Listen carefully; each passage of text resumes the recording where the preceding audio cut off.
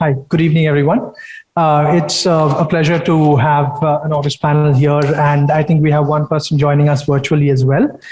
The topic is, of course, a very topical one, one that has been deliberated for many years now, and I'm guessing a lot of us are really waiting for the privacy legislation to come in, because it was not 2017 that the Puttaswamy judgment recognized privacy as a fundamental right in India.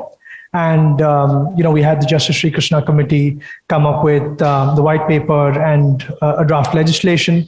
And most recently in 2021, we had the Joint Parliamentary Committee report. So that combined with the effects of the pandemic, and we have seen an accelerated digitalization of many products and services, you have a lot more data nodes and data sources to deal with. So I'd like to generally take your views on what you feel is emerging with the data privacy and regulatory landscape, and what do you feel is going to happen both in India, and how has the global activity, especially with the effect of the GDPR, and India happens to be one of those few countries that is still holding on to its privacy legislation. So I can maybe start with Sonal. Yeah, please. Good evening, all. So let me start with one data point which I read in the Gartner report, which said that by 2024, legal orgs' commercial budget for privacy will exceed 2.5 million, right? So that's a big number. So there's a lot of traction on privacy across the globe, right? And in India, we are waiting for the law. At some point in time, I'm sure we're going to have privacy regime in place. We do have rules, SPDI rules under the IT Act. But in terms of, the regulatory regime, of course, we do have GDPR since 2018, which lays the foundation as far as privacy is concerned. India will have law quite soon. In the US, we do have CCPA, which is more focused on consumer data. And I would also like to touch upon a bit on metaverse, because we discussed that a lot, right? Since morning, we've been discussing metaverse. So I think what is important for all the companies, and I'm the general counsel, so I'm going to give an in-house view, is to focus not only on privacy, but also on protection, right? And your fundamental should be on ethics, right? So I think it's a pyramid that you need to focus on. And as long as you are focusing both on the regulatory aspect and also focusing on the protection element, you would be kind of protecting the organization's data and kind of, be in compliance with the laws. The other bit which I wanted to highlight is technology is moving at a very fast pace, and regulations are never going to catch up. And especially in tech space, I've been watching this industry for nearly 2 decades now.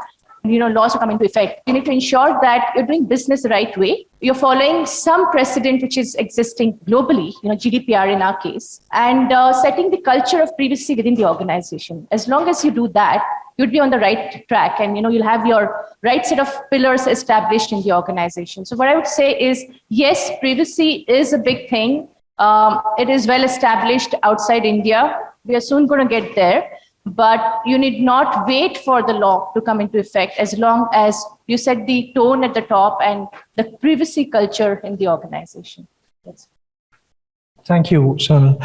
We have Atul joining us online, and I was just hoping you could share your initial remarks on what you feel about the data privacy and regulatory landscape, and any specific concerns that you have on this. Thank you. Good evening, all, and happy to join this gathering of GCs. On data privacy, yes, our bill is delayed, our act is delayed, but at the same time, awareness is created, and as Sonali said, actually, the things are improving and we are going better with the privacy, actually. Problem with India is still we are not considering privacy as a particularly asset or right. Or that's a problem, but I think we will come out of that very soon. One thing I would like to tell, particularly when this particularly GDPR was launched, and I was doing this particularly trainings myself, particularly for certifying myself and all.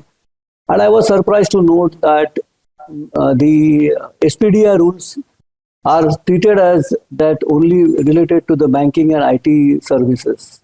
But frankly, they also have got bearing on the other organizations. And for that, lot of awareness is required actually. So that one thing concerns me because the SPDR regulations, they consider for the banking and IT services, but they are applicable to all. And yes, but selectively, the courts are reviewing and accepting this, particularly the rights under the privacy. I'm not talking about the Supreme Court judgment, which gives us constitutional right, but high courts have started recognizing these rights. So with this initial comment, I think we can go on with the particular discussion. Thank you, Atul, for that. Vaibhav, do you have any initial remarks on the landscape and where it's going? Thanks, Gangesh. Good evening, everyone. It's a pleasure to be here. I actually have a few observations to make. Completely agree with the observation shared by the learned panelist here. First of all, let's look at this. The only piece of statute that we have at the moment, which is in force, which enforces data localization, is in the payments industry, is in the financial systems industry, because there RBI has a very specific rule on data localization. Two of the largest credit card companies continue to not comply with those requirements, and therefore they are now prohibited by the RBI to issue fresh cards. American Express and MasterCard being two of those. Now, if your position is that data localization is necessary, and the reason I raise that is when you talk of the privacy debate, you look at the draft bill, you look at the PDP report, it talks data localization in similar ways and in fact tries to tighten it even further. And God knows what that critical personal data would be that they will talk of data localization. If you look at what the fintech industry, what the payments industry has experienced thus far, my view is, in having worked very extensively with one of the large payment giants over the years, that data localization was an additional compliance, was a huge burden, created too much of disruption for the payments industry. Has the regulator, has India Inc. been able to use that data in a way that would benefit? Is absolutely no. It's only been used as a lever to disrupt businesses, to create challenges, and you are seeing what's happening. Two global giants continue to be non-compliant. They're okay with the position that they're not being able to issue get into new customers, but they understand that there is a problem, and the problem surely was not to mandate data localization in the way that the Reserve Bank of India prescribed. And to prescribe and not allow any mirroring. I think, to me, even today when I speak to policymakers, hand on heart, many of them even informally will tell you that why we could not have dealt with mirroring as a concept to begin with. That they don't have a clear answer for it. And I think, to my mind, that's indicative of what you will see with the privacy law. Most privacy lawyers across the globe will tell you that if you look at the PDP bill, the new one, it's GDPR plus. And at a time when India Inc. growth story is just starting, we are just now begun that journey with China started in late 90s of throwing out multiple unicorns and decacorns after that. And I'm about to make a fairly controversial statement here. In a country where people are still pushing for identity for themselves, I think the importance and focus on privacy is over-exaggerated. That's my personal view. And the PDP law ought to sort of recognize the growth journey and should not make corporates, suffer and get into pain in such a way that it disrupts businesses. We've seen that happen in the payments industry. I know of a few clients, who are looking at very innovative solutions. And the moment the data localization requirement came in, they just decided to not look at India because they felt that the pain of doing business is just too difficult. So while I agree with the concept of privacy, the law already, as Sonal rightly pointed out, already recognizes it. I would like to see some more enforcement on ground on that, on those privacy principles. And when you're moving now to a PDP law, you should not make business so difficult that, you sort of get into a scenario where it's, operation dead. I beg your pardon, operation successful and patient dead. So that shouldn't happen. That's my biggest worry. I think, yes, it's controversial is to put it mildly, but I think that also sort of prompts the question on sort of preparedness that Indian industry have towards, privacy regulations and all that. Atul, can I bring you back in and sort of have your views on how prepared and unprepared do you think the Indian industry is, and what do you think we can do about it? I feel that we are into digital age. So preparedness, data is available. I'm not saying 100% we can comply. But if somebody says that we cannot comply, we need time, that's actually, I don't agree. Because all data is there in the digital platform for particularly the industry, which is organized industry. That is point number one. So we are almost ready because of this particularly digitalization. The data is ready, be it a government, be it a private. So if somebody says that I want data and somebody says that I need 1 year time or 6 months time, that's wrong. And mindset. Today is a panel discussion, so I don't want to particularly comment on the debate on this, particularly the business data and all. But at the same time, unfortunately, mindset is also not there for the people. Now, yes, there is no legislation, so data is used widely and very creatively by all the people. So I have a concern for that. So to answer your question shortly, that yes, we are ready, everyone is ready, 75-80%. 20% gap we can live with. That time we can have. And I am sure that whenever data, particularly data protection bill is passed, we will have some kind of moratorium as it was given to Europe also. And Europe also, they woke up in the 2018 May and said that we are not ready. So it's a tendency. I'm not blaming India. It's a lot more optimistic than I thought what I would hear, but that's a relief to hear that, Atul. Thank you for that input. And Sonal, if I may, bring you in. You talked about the metaverse and how it was. So I just want you to go a little bit deeper into what do you think? And we've heard across different panels and discussions how the law is trying to keep up. It's almost a cliche that the law is trying to keep up with tech. But what do you think is going to happen with this new trend or development? And is there anything different that we can do? Yeah.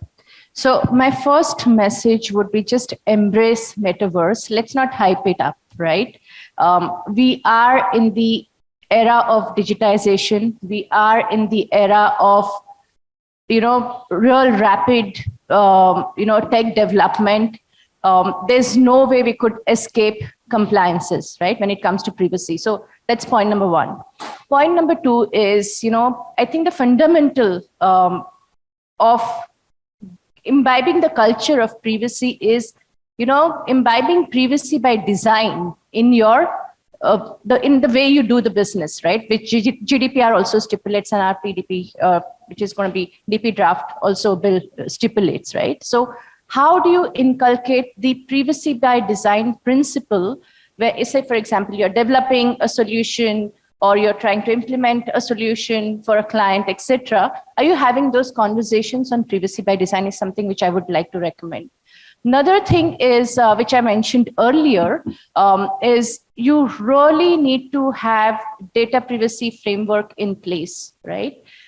If you do not have data privacy framework in place, you're never going to make efforts which are required for to be ready to be compliant, because the usage of data, assimilation of data analytics, that's going to be the business model. There's going to be a lot of monetization that's going to happen based on data. So if you are not prepared on compliances, then I think the organizations have a lot at stake, right? If you look at EU has now proposed, it's a draft, it's at a consultation stage, AI Act. If you look at the penalties which are stipulated under that AI Act, which is heavily reliant on ethical aspects, they're more than what has been proposed under GDPR. It's like 6% of your global turnover for the previous year. That is a big number, 30 million euros or greater of, which is humongous, right? So if organizations are thinking of investing in tech, we discussed about investment in tech to do with privacy, I don't think they should be worrying or thinking too much. They have to make a decision to invest, because this investment will help the organization focus on risk mitigation, which is the need of the hour. So my recommendation is embrace metaverse, embrace digitization, focus on privacy. You also asked, what could we do more, right? Now, just remember, it's just a matter of time where organizations are going to have internal metaverse, a parallel digital world existing in the organization where, Sonal Basu has a physical avatar and then she's going to have a digital avatar. It's just a matter of time.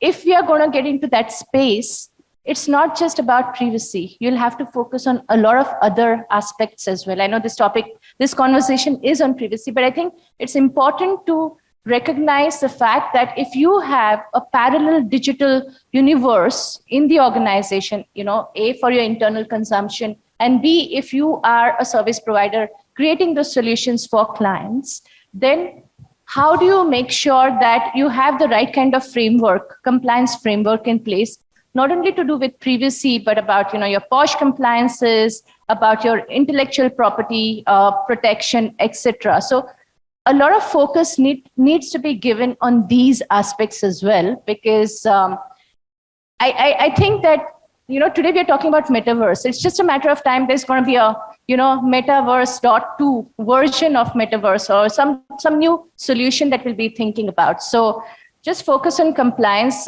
There's no way out, and make the right investments at the right time to ensure that you focus on risk mitigation would be my message.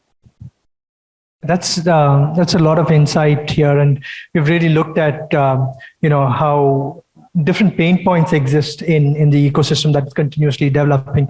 And talking about pain points, I was just reminded of how the new Joint Parliamentary Committee rendition of the data protection bill has sort of combined two parallel tracks. There was a personal data protection, and then there was non-personal data, not exactly protection, but utilization. Vaibhav, if I could just bring you in to share your views on how do you think that plays out? You want to take a wild guess? This is my first reaction. Look, this is a classic example. I don't know how many of the audiences are also aware, at least on the periphery though, that the privacy bill in its previous avatar did not talk of non-personal data. There was a specific provision which sort of gave the power for the government to think about non-personal data in times to come. There was a specific committee report headed by a former, one of the senior sort of moguls from the industry on what we can and cannot do with non-personal data. But much to everyone's shock, much to industry's shock, the current privacy bill post the Joint Parliamentary Committee report does talk about extensively on non-personal data. And I think this is going to have a significant adverse impact on a lot of innovation, the tech boom that we are seeing, which relies on consumer data, which relies on various data points for businesses to, identify growth points for themselves. Now is being told in the new law, or the bill at least, that all that data would be at some point in time to be handed over to the government for public good. Now, to my mind, I just feel that this could actually be the case of baby being thrown out of bathwater. We are not at that stage of innovation. We have not reached to a point where, data integrity and growth has reached to a point where you can come up with such sort of disruptive measures. Look at companies that are investing huge amounts of money in building user bases, understanding, tracking customer behavior, trying to look at new product offerings for them.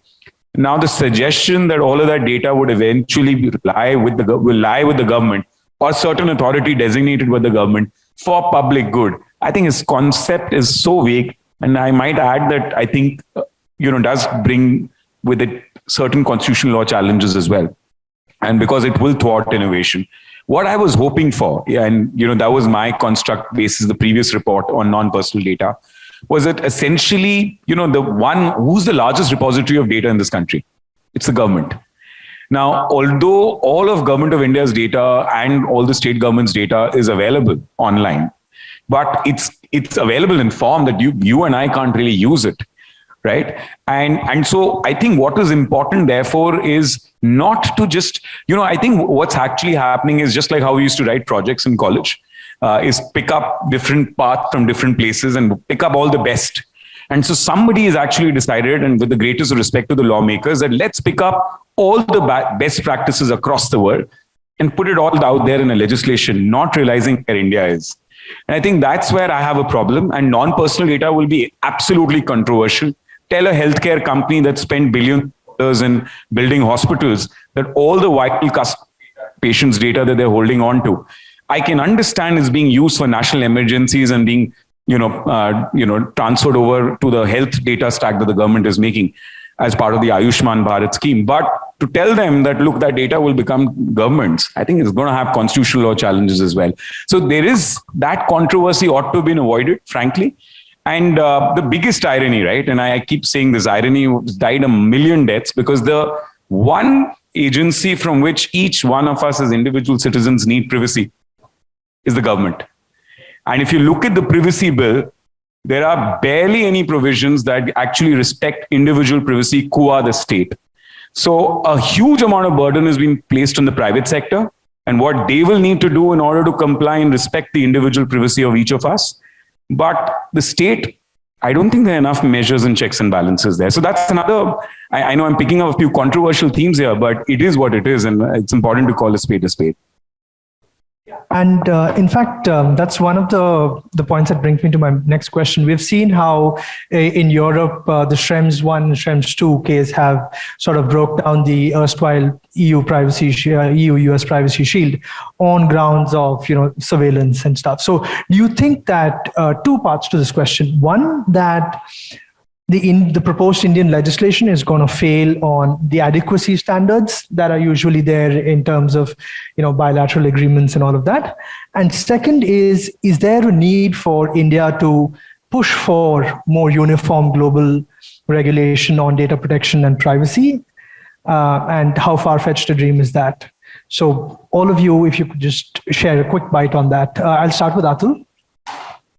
Yeah, I would just, before I talk about your 2 points, I would like to add 2 points on this particular previous subject, and I agree with Vaibhav particularly that the one is the when I spoke positive about the data privacy with the private sector, it was based on the basic data frame. But when we talk about this NPD and all, it's a complex subject. Metaverse is too complex. I can assure that particularly everybody is aware that the subject is too complex, and when we do not we have the complex subject, actually it will be difficult for anybody to interpret and create them. So I have got 2 concerns on this, which I think Sonal also has mentioned. That one is the percentage of fines are huge actually. These can close down the business because it's a cash flow.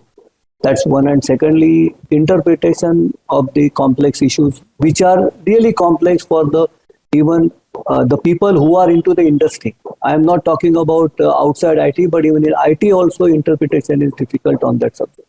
So these are the 2 my additions to the particularly previous discussion. On data the particularly Indian rules, having the uniform with the particularly globe is required.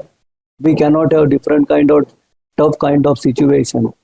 Even though we control 60% of world data for the processing and all, which always we talk about, and that is by the importance. But yet the systems are not up to that particular level where we can monitor and we can control that. So that's uniformity is required. So we cannot have the best of every project and then maybe we can implement. So I feel that there will be implementation issue, if not deficiency issue. Because we can have the legislation, but the implementation can be problematic, not only problematic, but sometimes it can go haywire with the business, particularly private business.